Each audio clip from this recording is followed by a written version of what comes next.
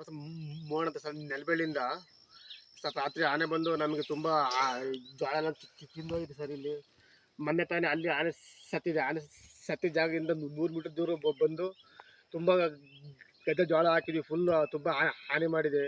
ಇಲ್ಲಿ ಮನೆಯಿಂದ ಒಂದು 50 ಮೀಟ್ರ್ ಹಿಂದೆನೇ ಬಂದಿದೆ. ನಾವು ರಾತ್ರಿ ಹೊತ್ತು ಇಲ್ಲಿ ಬರ್ಲಿಕ್ಕೆ ಆಗ್ತಿಲ್ಲ ಸರ್. ಮೊನ್ನೆ ತಾನೇ ಆನೆ ಸತ್ತಿದಾಗ ಬಂದು ಹಿಂಡಿಂಡಾಗಿ ಬಂದು ಫಾರೆಸ್ಟ್ ಡಿಪಾರ್ಟ್ಮೆಂಟರೆಲ್ಲ ಬಂದು ಎಲ್ಲ ಇದು ಮಾಡಿದರು. ಮತ್ತೆ ಆನೆ ಬಂದು ತುಂಬ ಹಾವಳಿ ಮಾಡಿದೆ. ನಮಗೆ ಸೂಕ್ತವಾದ ರಕ್ಷಣೆ ಬೇಕು ಸರ್ ನಮಗೆ ಆನೆಯಿಂದವ.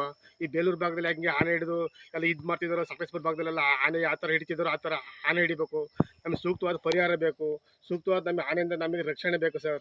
ನಮಗೆ ತುಂಬ ಕಷ್ಟ ಆಗ್ತಿದೆ.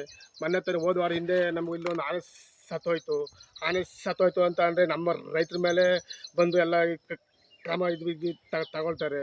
ಈ ಥರ ಆನೆ ಬಂದು ತುಂಬ 1 ವಾರ ಆಯಿತು. ಮತ್ತೆ ಈಗ ಸ್ಟಾಪ್ ಆಗಿತ್ತು. ಮತ್ತು ನನ್ನಿಂದ ಮತ್ತೆ ಶುರು ಮಾಡಿದ್ದೇವೆ. ಆನೆ ತುಂಬ ಹಾವಳಿ ಜಾಸ್ತಿ ಆಗಿದೆ ಸರ್. ನಮಗೆ ರಾತ್ರಿ 9:30 10 ಗಂಟೆಗೆ ಇಲ್ಲಿ ಆನೆ ಬಂದಿದೆ ಸರ್. ನೋಡಿ ಸರ್, ಏನು ಬಿಟ್ಟಿಲ್ಲ ಜೋಳ. 3 ಎಕರೆ ಜೋಳ ಹಾಕಿದ್ವಿ, ಎಂಥದ್ದು ಬಿಟ್ಟಿಲ್ಲ ಸರ್. ಇನ್ನೇನು ಒಂದು ತಿಂಗಳಲ್ಲಿ ಇದು ಕಟಾವು ಆಗ್ತಿತ್ತು. ಅದನ್ನು ಏನು ಬಿಟ್ಟಿಲ್ಲ ಸರ್. ನಮಗೆ ತುಂಬ ಕಷ್ಟ ಆಗ್ತಿದೆ. ನಮಗೆ ಶಾಶ್ವತವಾದ ಪರಿಹಾರ ಒದಗಿಸ್ಕೊಡ್ಬೇಕು ಸರ್ ನಮಗೆ.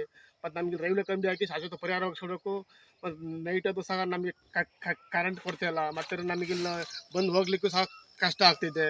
ನಮಗೆ ಸೂಕ್ತವಾದ ಫಾರೆಸ್ಟ್ ಇಲಾಖೆಯವರು ಮತ್ತು ಸರ್ಕಾರದವರು ನಮಗೆ ಸ್ವಲ್ಪ ಗಮನ ಹರಿಸಿ ಸೂಕ್ತವಾದ ಕ್ರಮ ತಗೋಬೇಕು ಸರ್. ನಮಗೆ ಪ್ರಾಣದ ಬಗ್ಗೆ ನೈಟ್ ಅಥವಾ ಆಚೆ ಬರೋದು ಹೇಗೆ ಅನ್ನೋದೇ ಪ್ರಾಣದ ಭಯ ಆಗಿದೆ. ನಮಗೆ ಇದು ಸೂಕ್ತವಾದ ಕ್ರಮ ತಗೊಂಡು ನಮಗೆ ಶಾಶ್ವತ ಪರಿಹಾರ ಒದಗಿಸಿ ನಮಗೆ ಜೋಳ ಹಾನಿ ಆಗಿರೋದಕ್ಕೆ ಸೂಕ್ತವಾದ ಪರಿಹಾರ ಒದಗಿಸ್ಕೊಡ್ಬೇಕು ಅಂತ ಸರ್. ನಿಮ್ಮಲ್ಲಿ ಕೈ ಮುಗಿದು ಬೇಡ್ಕೊತಾ ಇದ್ದೀವಿ ಸರ್. ನಮಗೆ